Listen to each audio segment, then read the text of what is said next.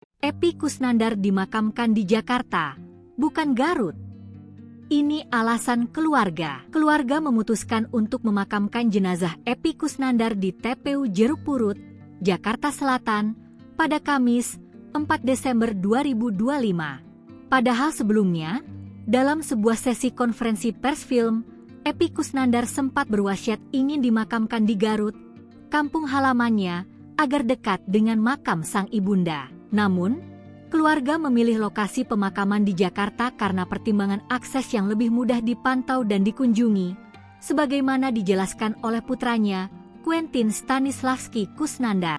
Quentin menegaskan jarak dan akses menjadi alasan utama agar keluarga, terutama dirinya, dapat lebih sering mengunjungi makam sang ayah.